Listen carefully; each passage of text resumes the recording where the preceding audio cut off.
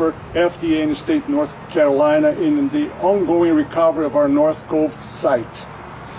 They create products that are fundamental to U.S. healthcare. So when an unprecedented natural disaster brought production to a halt, it resonated in communities across the country. It was on the ground in Marion. Within days of the hurricane, the level of devastation across the region was heartbreaking, and while, thankfully, our site remained structurally sound, a levee breach caused dire flood throughout.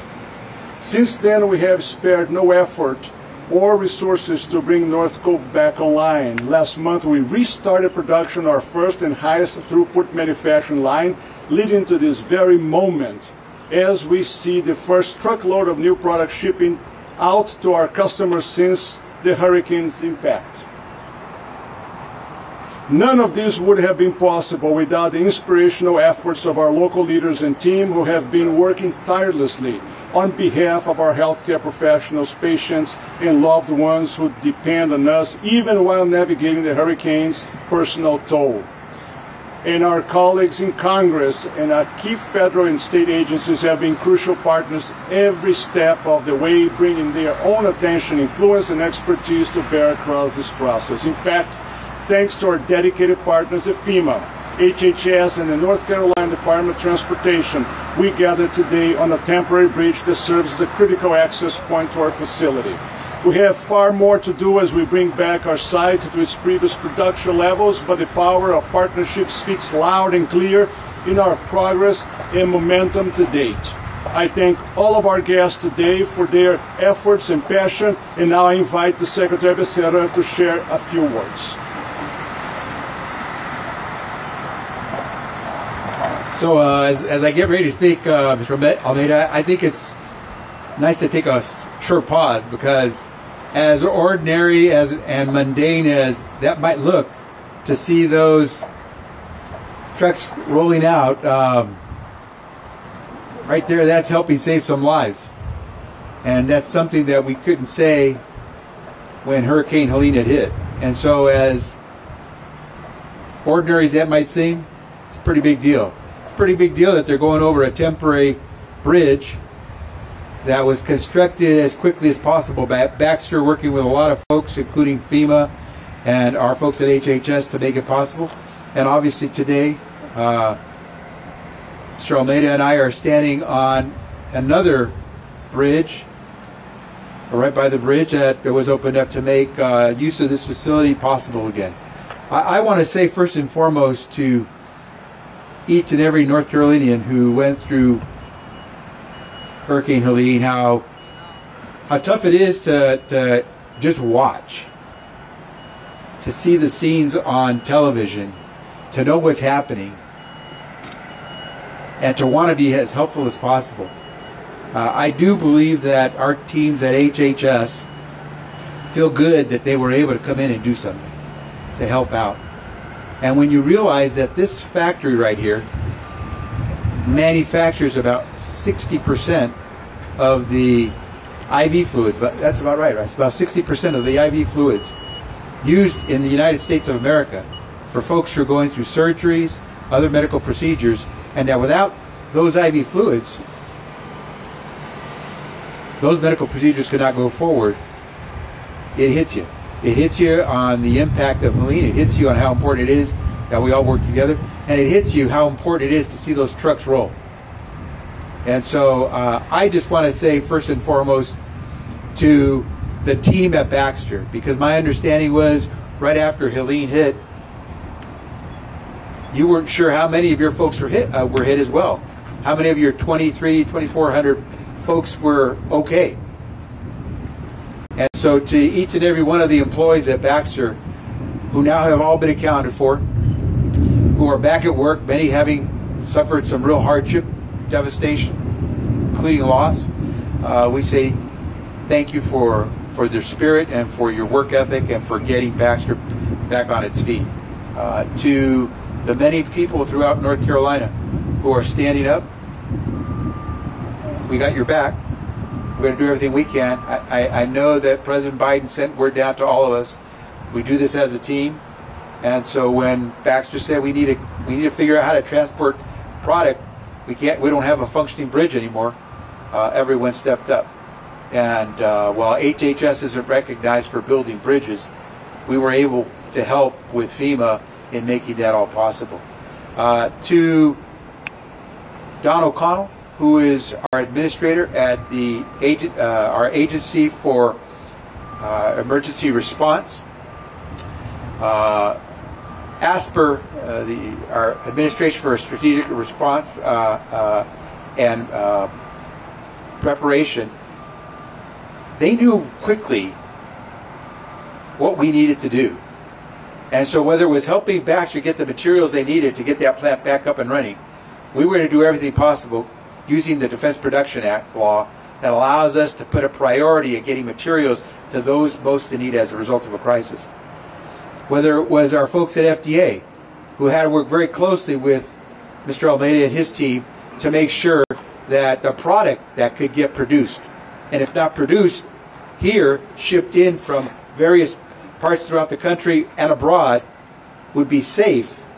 FDA did everything it could do to extend flexibilities, to provide more oversight, and to make sure the approvals worked as quickly as possible to make sure safe product was made available to Americans who needed it most in the operating rooms and throughout the hospitals of this country. And our folks at CDC constantly worked to make sure that we were able to communicate to our hospital providers, to our medical professionals, what the situation was, working along with Baxter.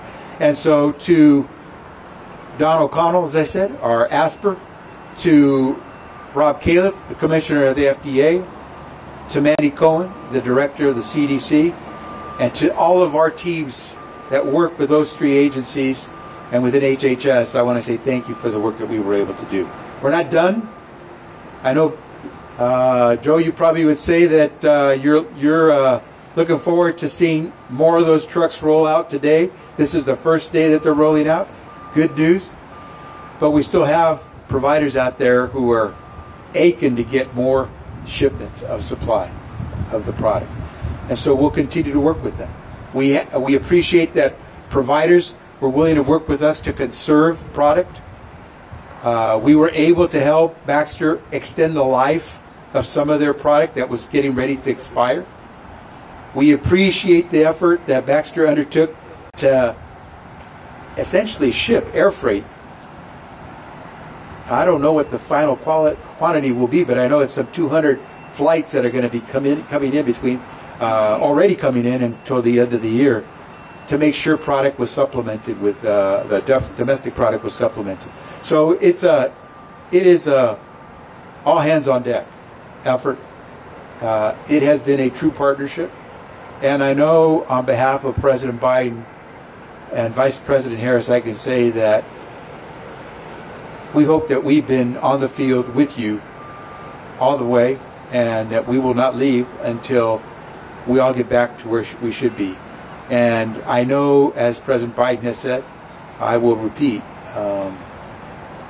it's great to see us back up, but we know a lot of folks are still trying to figure things out, not just work-wise, but home-wise. So we are there. We hope we can continue to support the efforts that Baxter and others in North Carolina are making to get back on their feet, and not only get back on their feet, but get back to an even better place than before.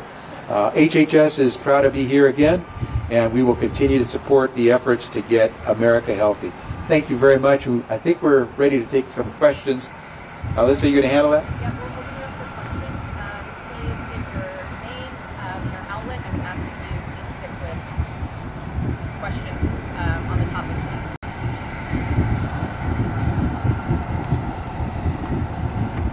Hi there, Ray Urena with WYFF in Greenville, South Carolina. We are hearing that they're, like you said, these truckloads, they're a good thing, but there's still a vast shortage of intravenous and peritoneal dialysis fluids throughout the country, including back home where I'm from in Florida. They're saying that they have to ration some supplies. How long are hospitals going to be having to do this? And what steps are being taken to make sure that this kind of disaster, though it might be once in a lifetime, doesn't happen again? We'll be ramping up the allocation, which started at 40 and then went to 60% to about 90%. The trucks you just saw, that represents 2 lines of production. That about 50% of the plant and 100% of the plant's output in 1 liter. So we're going to see probably in the next couple of weeks the supply of 1 liter saline to be more normalizing. The plant is going to be up and running at the end of the year, fully operational. So we think this will ameliorate over time. We're doing everything we can. We have protocols, medical protocols, to supply products like we did with children's hospitals across the country. We allocated 100% of production for their need. And we do on a most emergency basis. We sometimes have to accommodate, and we're doing the best we can. We, as Secretary Becerra said, we're flying products from China, Spain, and other places in the world. We have a vast network of plants, and they're already arriving here. The peritoneal dialysis specifically, we had some inventory in the U.S., and we are shipping products from China, which should be arriving or already arrived and will be distributed throughout the network. So the situation will ameliorate throughout the month of December, and we hope in the first quarter we'll be able to get back in full production. Thank you. Right. If I could just add to this, what is really occurring is a reallocation of product. Product isn't being shipped out just as if it were normal. Product is being shipped out to make sure that all providers are receiving product so they can do, especially the most essential of medical procedures.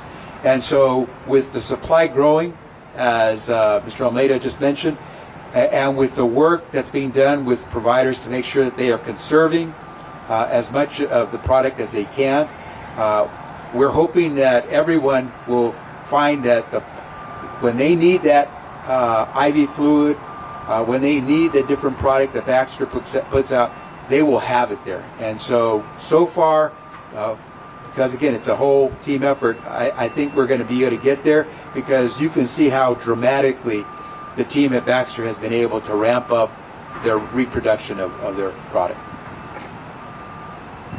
Hi there, Anna Arender with Fox Carolina in Greenville. I just wanted to see if you all could talk a little bit more specifically too about some of the damages that we're seeing inside the plant. I know we talked a lot about the flooding out here and the bridges being washed out. And two, on top of the reallocation, are you able to say where those trucks that we saw shipped out today are going? The devastation, you can imagine that the levee is at the very end of the facility on that end. When it got breached, about 4 feet of water entering the plant. When the water recedes, you have a significant amount of mud. So we got at one point in time about 3,000 people. We cleaned this in a way that was done in a very systematic manner. As you know, this is a facility that produces injectable drugs. So you've got IV solutions are injectable drugs. So the amount of cleaning and protocols, we have all things established. And at this moment in time, the south part of the plant is fully operational, and the north side is going to start very soon. And from that, we're going to be able to reestablish production across the plant by the end of December. In terms of your second question, how products get reallocated, these trucks will probably go straight into distribution centers, either directly to our distributors, directly to hospitals. This plant has a distribution center, and about 50% of its production go straight into customers direct.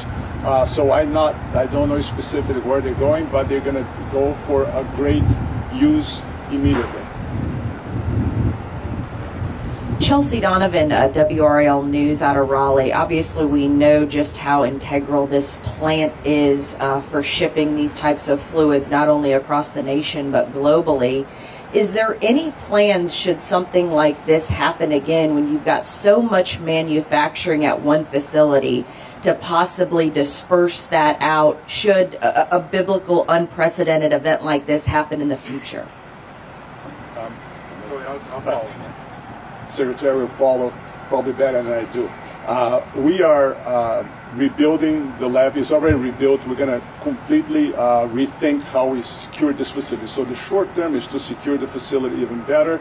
And now our products across the globe have cross-registrations or in process of cross-registration in the U.S. of the products made in China, in Spain, in England, in Colombia, in Brazil, in Mexico, in Canada, Australia. So we have plants in several different locations, about 12 different plants. So in the beginning is to make sure that when this happens, we're up in the U.S. in about 2 to 3 weeks. We had products from overseas, great collaboration with the FDA and the HHS. Now, in the future, we're going to look into diversifying locations. We're going to work with the government to put in place a program that allows us to diversify.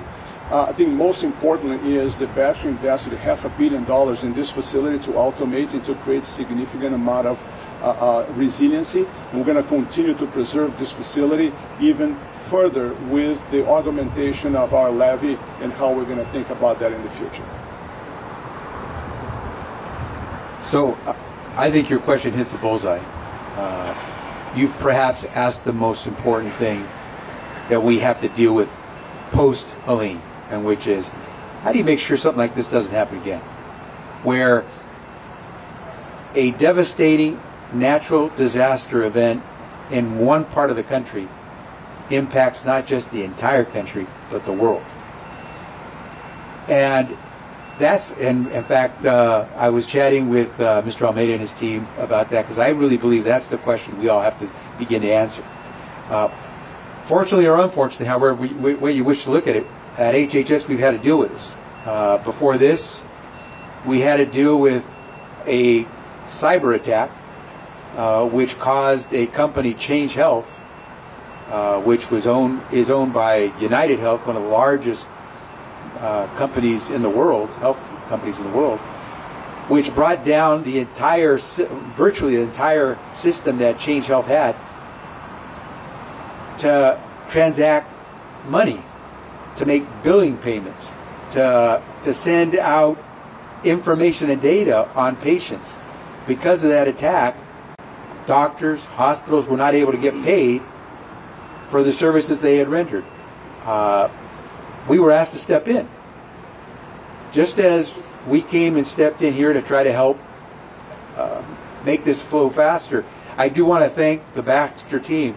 They stepped up when it came time to ship in that product by air, which is tremendously more expensive than other forms of transport. They took care of it. We had to deal with something very similar beyond Change Health on cyber attack with infant formula, when there was a shortage of infant formula, when one of the largest manufacturers of infant formula had to go down. And all of a sudden, there wasn't enough infant formula on the shelves in our grocery stores, and parents were panicking. We had to step in again. You can't just do the things this way. Your question strikes to the heart of what's going on, which I believe is the fact that the way we store and move product around isn't going to work when you have these kinds of disasters. Just-in-time inventory management, which means that you try to stock only what you need for your existing needs and not much more, because you don't want to have to pay to store that stuff, doesn't help you if all of a sudden you can't just bring in the stuff when you need it. And that's a question that the healthcare sector is going to have to talk about, because healthcare is not a commodity. And when you need healthcare, you need it now. It's not a widget. It could be life-saving. And so what these events should teach us is that we have to all work together to make sure that as efficiently and as cost-effectively as we can, we have the services and products, medical products available for Americans, so that no one goes without when it's their time for need. And Helene taught us a lot of lessons. I hope everyone's listening and that they've heard that question that you've asked, because we have to answer that. Hi, Madison Smith, WLOS in Asheville, North Carolina. I was wondering, can you talk about how severe the backlog of product was, and how long will it take for hospitals across the nation to fully recoup from this?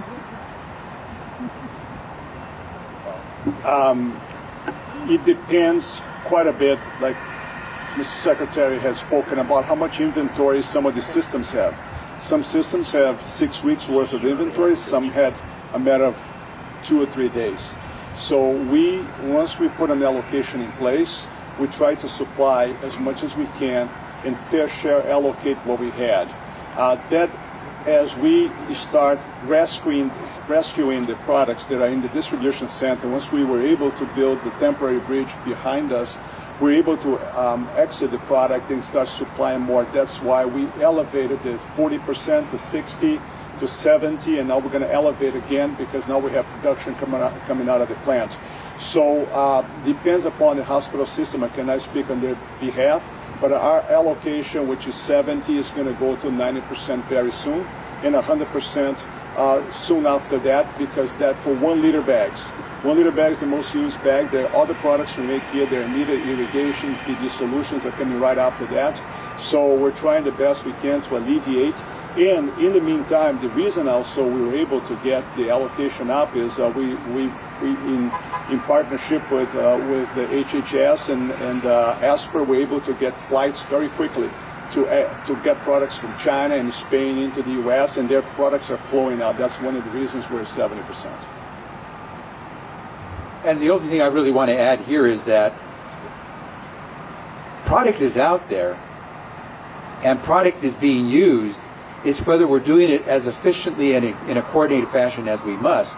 Because when all of a sudden 60% of the product is no longer being manufactured from one day to the next, you got to be prepared.